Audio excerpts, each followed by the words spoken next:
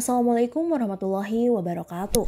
Karakter Partai Majelis Suryo Muslimin Indonesia atau Masyumi yang sudah berkembang sejak pembentukannya pada November 1945 tidak dapat dipahami hanya dengan melihat undang-undang yang berlaku ketika partai tersebut didirikan. Dalam catatan sejarah, 6 bulan setelah pendirian Partai Masyumi, segera menyusun program mendesak partai. Program itu dirancang secara baik dan juga rapi. Program ini diantaranya menginginkan pertama, realisasi ideologi Islami dalam hal-hal yang berhubungan dengan negara agar mampu mendirikan suatu negara berdasarkan keadilan dan kedaulatan rakyat yang sejalan dengan ajaran-ajaran Islam. Kedua, berlakunya undang-undang yang menjamin upah minimum, maksimum jam kerja, serta tunjangan kecelakaan dan pensiunan. Ketiga, berlakunya undang-undang yang menjamin petani memiliki tanah pribadi yang cukup untuk menyokong dia beserta keluarganya, perlindungan bagi penjualan hasil produksinya, dan pengakuan statusnya secara umum. Akhirnya, sehubungan dengan organisasi ekonomi secara umum, program itu menyatakan, pertama, tugas membuka kesempatan kerja dan memberi warga negara. Kedua, ekonomi harus didasarkan pada kolektivisme di mana inisiatif dari perorangan tidak boleh bertentangan dengan kepentingan umum dan harus diarahkan kepada kemakmuran bersama. Ketiga, hak kepemilikan pribadi diakui, dibatasi dengan syarat-syarat yang telah ditentukan dalam agama. Keempat, kepentingan pribadi harus ditentang. Contohnya, kapitalisme secara sosial yang mengganggu akan ditentang. Masyumi tidak hanya mendesak agar pemerintah menerima program ini, tetapi berusaha melaksanakan secara langsung melalui sistem zakat, suatu bentuk amal yang diwajibkan setiap orang yang mampu. Partai itu membiayai kegiatan-kegiatan yang direncanakannya. Para pemimpin Masyumi berusaha menekankan bahwa zakat tidak hanya berarti membagi dana kepada pengemis saja, tetapi harus ada sistem organisasi untuk ekonomi masyarakat secara keseluruhan.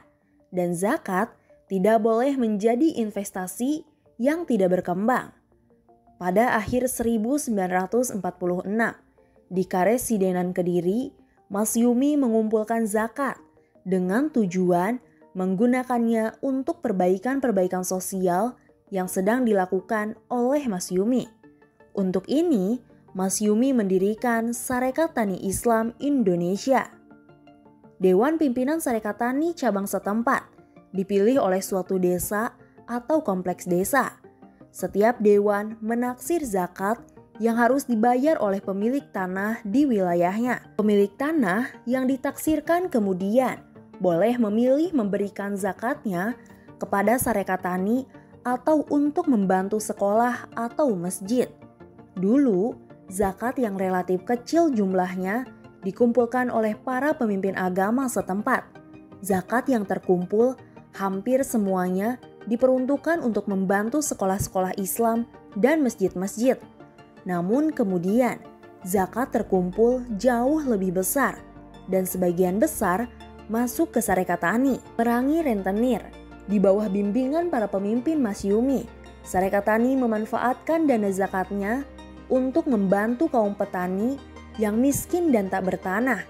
Dan setiap komunitas, dewan setempat membuat daftar urut petani yang paling rajin dan membeli tanah setiap tahun bagi mereka dengan namanya yang tercantum dalam urutan teratas tanpa menuntut untuk ganti rugi.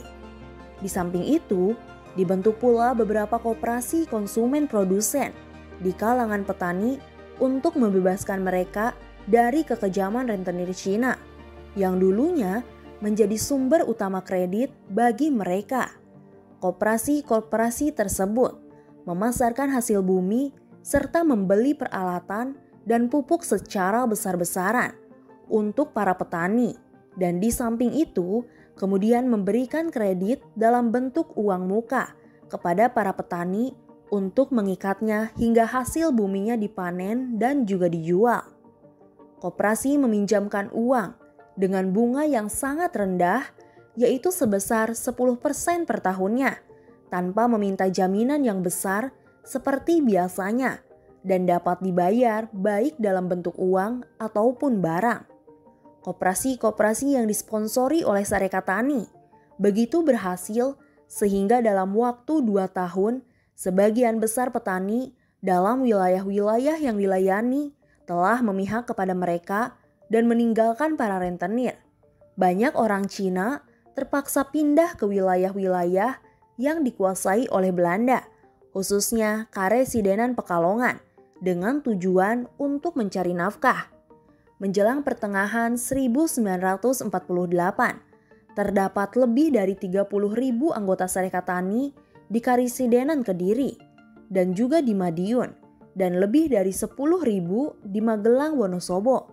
Dalam program besar ekspansi koperasi, akan didirikan cabang-cabang koperasi di hampir semua wilayah di Jawa yang dikuasai oleh Republik. Bagaimana menurut kalian? Tulis pendapat kalian di kolom komentar.